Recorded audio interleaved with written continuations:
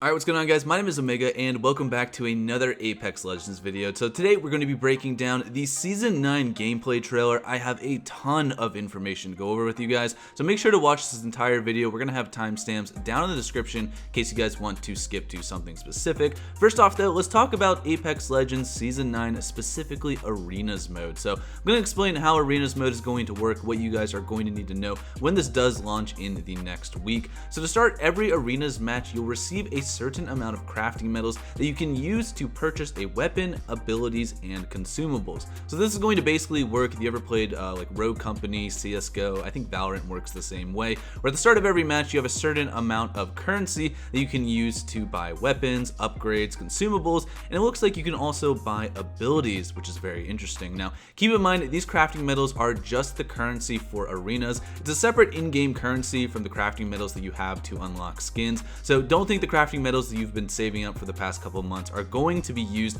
in Arenas mode. They just had the same name, which is a little bit confusing, but I just wanted to explain that real quick. Now, winning an Arenas match is pretty simple. If your team goes 3-0, you automatically win the game. However, if the opponent team is able to win at least 2 rounds, you have to win at least 2 more rounds to beat them. For example, a score of 3-2 or 4-3 will not win you the game. Instead, you'll have to go 4-2 or 5-3 in order to win. If no team has won by the 9th round, the game goes into sudden death and the winner of that round wins the entire match.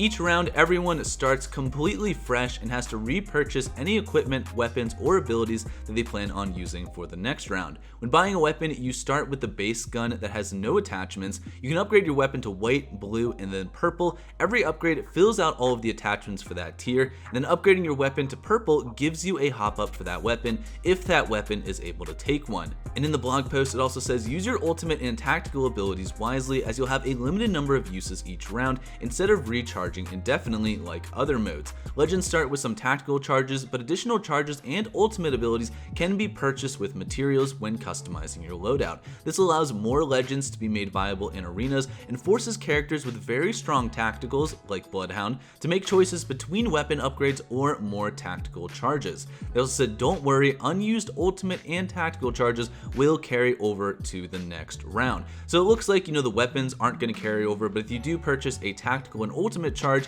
and you don't use it in that specific round, it will carry over to the next one. They also said scattered around the arena, you'll find some supply bins with healing items and a few material canisters. If a canister is collected, it will award everyone on your squad 200 bonus materials to be spent in the next round. Killing an enemy awards you 75 bonus materials, and their items drop directly to the floor for quick and easy looting. As the round goes on, the ring will start to close and a care package filled with upgraded weapons will drop in. Before the round starts, you'll be able to see where the ring will close as well as what weapons will be airdropped in. Now I know I got some questions about whether Arenas mode is going to have a ranked playlist, and according to one of the lead game designers for Respawn, Arenas mode is eventually going to get a ranked playlist, but it will not be ready when Season 9 drops. I imagine they want people to get used to Arenas mode, kind of get into the groove of how it actually works, and then either a couple weeks down the road or maybe even towards the end of this season, we will get a ranked playlist for Arenas. Now at launch, there are going to be 5 playable arena maps. 2 of them are brand new maps, one called Party Crasher and the other called Phase Runner. We're also going to be getting some point of interest returning as arena maps, those being Artillery from Kings Canyon, Golden Gardens from Olympus, as well as Harvester from World's Edge. These maps are going to be rotated every 15 minutes. There will be 3 maps in rotation for 2 weeks, and every 2 weeks, one of the Battle Royale inspired maps will be rotated out. I also wanted to let you guys know that it has now officially been confirmed by a Respawn game designer that the Peacekeeper is going to be returning as ground loot and the triple take is moving to the care package. So I talked about this leak a couple videos ago. We didn't know for sure if this was actually going to happen, but Respawn employees did do an interview with .esports confirming this change is going to happen in Season 9. Now another really cool thing I wanted to point out is that in the next season we're going to be getting 2 brand new hop-ups. They're going to be usable on either the bow, the 30-30, as as well as the Sentinel. So the first hop-up we have here is called Shatter Caps. It adds a second firing mode with a spread and turns it into a mini shotgun. This specific hop-up will only be usable on the bow and the 30-30, and the second hop-up is called Dead Eyes Tempo. This hop-up is apparently going to increase the fire rate for either the bow or the Sentinel. Now I also want to point out the bow is the first weapon to have 2 hop-up slots, meaning you can equip and use both hop-ups on the bow at the same time. So not only can you turn the bow into a shotgun, but you can also attach this other hop-up to it at the same time,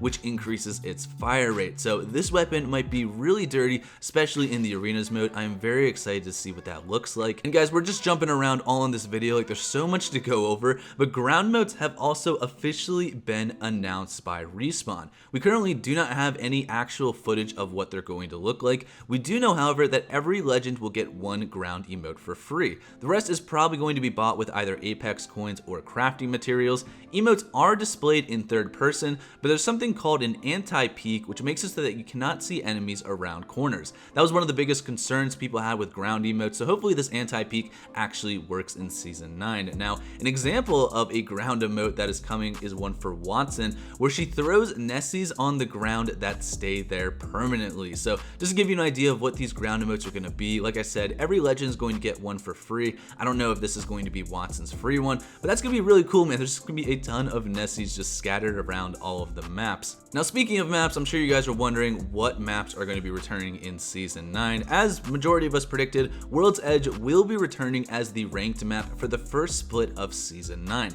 This is because Respawn wants to give players time to adjust to the new map changes to Olympus, and then King's Canyon will be out of rotation for the time being. We also now have official confirmation of what Valk's abilities are going to be. So this came from an interview that Respawn did with .esports. First off, many people thought that Valk was going to be an Assault Legend, but she's actually considered Recon. Now, she has 2 passives, the first being the basic Recon passive that allows you to scan survey beacons. The second one is called VTOL Jets, which allows Valk to hover in the air for a short period of time. However, she cannot use grenades or her weapon while hovering. There is, however, a very short period of time after she's done the hovering animation where you can take out your weapon and your weapon is usable, but obviously you'll only be able to have your weapon in the air for about a split second before you fall back onto the ground. Now, her tactical is called Missile Swarm, which launches waves of rockets at a target location. According to Daniel Klein, he said it's a pretty powerful debuff, but it's a very short duration. You can think of it sort of like an arc star. It's not quite as intense and it's shorter duration, but still it'll make you weak for a short amount of time, and it will show everybody in the match that you were weak by putting this electricity effects on your body. Her ultimate is going to be called Skyward Dive, in which Valk launches into the air, similar to skydiving or taking a redeploy balloon, and can take both her allies along for the ride. Teammates who interact with Valk prior to her launch can shoot into the sky with her. And apparently Valk has like a third passive kind of included with her other 2. So when Valk is either on the balloon or using her ultimate, her radar highlights enemies in her line of sight, providing excellent intel for her allies. So this is really interesting, man. Valk has a lot of different stuff going on. I'm imagining that she's going to be very fun to play, but hopefully she's not super overpowered where we all just freak out, kind of like how Horizon was when she was released in Season 7. Now, let's talk about some of the Battle Pass skins that we might have noticed from the trailer. I'm always hesitant to do this because I don't know exactly for sure what skins are going to be included in the Battle Pass. My guess is that this Rampart skin and this Wraith skin are probably going to be 2 of the legendary skins included in the Battle Pass. We also know that the final weapon skin in the Battle Pass is apparently going to be for the Devotion.